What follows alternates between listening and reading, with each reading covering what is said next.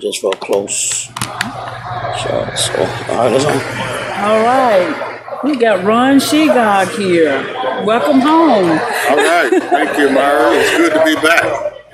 Hold on 1 second. Hey, y'all, can y'all just bring it down just a little bit? Tell them to bring it down. Okay. Sorry about that. We're here in this beautiful South Panola High School football indoor facility. You've never been here before today, right? No, first time being inside of it. Yeah, and you were said to be one of the first Black African Americans from Panola County to play in the NFL. Were you drafted? No, I was not drafted. I was actually a free agent. Okay. And when I heard those facts, I was surprised because I thought there was somebody else before me. I guess somebody did the research and said, no, you're the first. So, yeah, I was surprised by that information. Okay, great. What years were you there? In the NFL? NFL, 86, 87. Okay, who did you play with? Played with Stanley Morgan, Steve Grogan, What team? Fryer, New England. New England, okay. Yeah. Stayed in New England. First year was amongst the last 3 players to get cut. Went back the second year, made the team. Got credit for playing in 3 games. And after that, sit out for about 6 months and then went to Tampa. Worked out in Tampa all summer. Didn't make the team there. Mm-hmm. So after that, I went to Winnipeg, Canada. Played there. You played in the CFL. Okay. How long did you play there? A year. A year. Yeah. Okay. All right. Go back a little bit to high school. You played at South Panola. 80 to 82. Okay. 80 was my sophomore year, and 82 was my senior. Okay. And what position did you play? Here in high school, I played receiver and defensive back. Okay. You know, back then in high school, you had such a small number, so players had to sometimes play both ways. Mm-hmm. And I found myself a lot of time playing both ways. Okay. Who were your coaches during that time? When I came in, I had Coach Arnold and Coach McMean. Coach Darrell Arnold. Yeah. Coach McMean, yeah. Coach Hopper. Everybody knows Coach Hopper. Yeah. Okay. I know you probably look at NFL on TV today. So what was your experience in the NFL like? Was it as surreal as it looks sometimes? Well, at the time, Myra, well, let me back up. I don't watch a lot of football on TV, especially at the professional level, because most players you talk to, and I'm probably the same way, once a player, hardly ever a fan.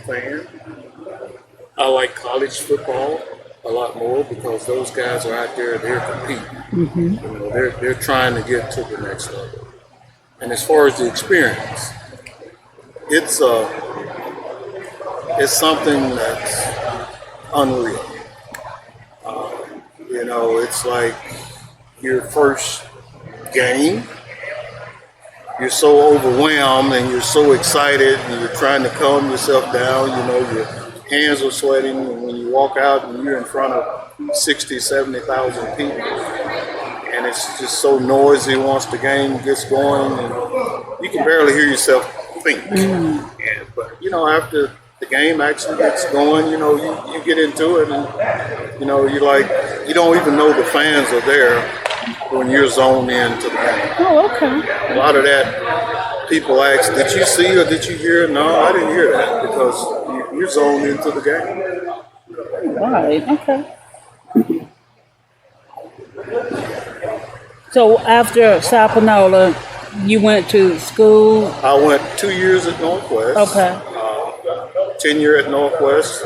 First year there, we won the Junior College National Championship. Mm. So after 2 years at Northwest, I left there and I finished up at Austin Peay, which is in Clarksville, Tennessee. Okay. All right. Now I know we going back a long time, but during your years at Sapanola, like what were your goals and dreams? Were the goals sports wise or not? Not really, Mara. I never could imagine actually going to college, playing football. You know, I was just kind of focused on just getting an education here in high school, getting out of here, and probably finding a job. Okay. But one thing that drove that when you talk about going to college is that no matter what I've always done in life, I've always wanted to try to be the best at it. It's like my mom; she has a lot of newspaper clippings. You know, this stuff I never knew, and I go back and I read those clippings and the articles. And I'm like, wow, who is this guy? But I didn't think it was possible because you remember back in the 80s, football at the professional level, we only saw it on TV. And I always imagined that as something being far off.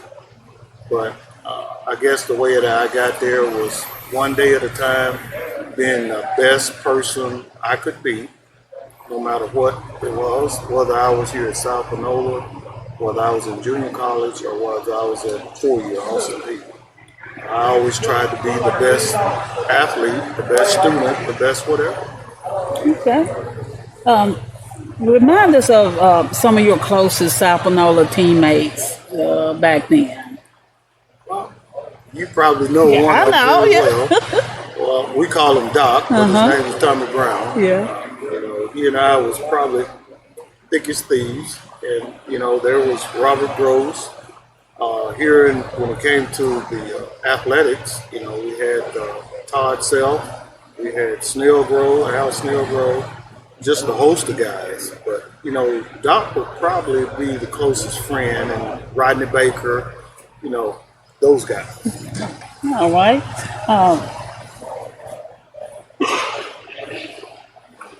Tell us, you have a funny memory you can share with us about Here at South. Yeah, well, yeah, here this building didn't exist, but in the football world, Okay. yeah. What is one I'll fun? give you one here at South Panola. Okay. You know, games are Friday. Uh-huh. Pep rallies are Friday. And, you know, after class, we would come down to the field house because the game usually starts at 7:30. And while we were in the field house, the coaches would always come through ranting and raving about, get your mind right, get your mind right, get your mind on the game, guys. Always, and you know, later on is when I thought about it, and I always thought that was funny. What was he talking about? Get your mind right. Because the thing about me, I've always been this way even since high school. If you're an athlete, and no matter what sport you're participating in, if you haven't played the game through your mind the night before, or days before, you're not ready for the game. So when coach was walking through hollering, get your mind right, you know, my mind has been right since the last game ended. You know, I'm getting mentally ready for the next game. And that's kind of always how I prepare myself for anything because, you know, through this thing called life process, it's one thing I've come to realize. Success is where opportunity meets preparation. And I've kind of always prided myself. All right. This is not really one of the. Well, it is. Tell us about your family. You know, when you were here, a lot of people at the time we were here, they weren't born, so they don't really know your story. Who are your parents? Your sisters, brothers, that kind of a thing. Catch us up. Well, for those who don't know, my mom is Margaret Cosby, and then my dad is James Cosby, and all of my siblings are former South Panola graduates. You know, I'm going to call them by their given name. I mean, most people may know him by something else, but there's Tommy, which is my older brother, Inez, which is my older sister. Then there's me, and after me, there's Jeffrey. And then there's Yolanda, which is my younger sister, and then Patrick, my baby brother. Okay. Okay. So All right. they all still live here Yeah. in this area, except for Jeff, who lives in town. Oh, okay. Married, children? I am married. Okay. Been married for 22 years. I have 3 kids. Age range from 19 to 38. Okay. My 19-year-old is still living with me. He's getting ready to go to college. My wife, Lynn, I've been with her 22 years. And I appreciate her putting up with me because I know sometimes I can be a headache. We live there in Memphis. Actually, I've been in Memphis about 35 years. Okay. All right. Well, thanks for catching us up on everybody. Do you have any members of Danny Ray Cole? He was a teammate at the time with you. You remember Danny Ray? Danny Ray Cole. I don't know where he got this nickname, but everybody used to call him Murder. He was one of those guys who was probably early on one of the hardest working individuals that I had encountered. Every day, Danny Ray spent most of his time that I saw him, and we were in the field house or whether we was on the field. He spent all his time getting better, trying to get better. He would catch us sometimes just doing nothing and ask us, "Hey, come on, let's go to the weight room." He spent a lot of time getting better. Every day he worked on something to get better. And that's one thing I have always admired about him as an individual and as an athlete. Mm-hmm. Right. Well, you said you live in Memphis. Where do you work? We were kind of talking about this off for a company campus. called Cargill. Mm-hmm. Been there for 10 years. Prior to that, I worked for a chemical company for 26 years. Okay. All right. But going back, Cargill was an agricultural business. I'm actually operation manager of Cotton Division. Okay. And it's I enjoy what I'm doing.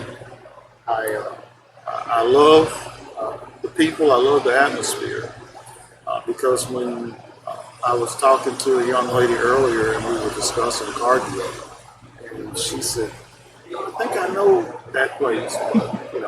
Cargill is the #1 privately owned company in the United States. Okay.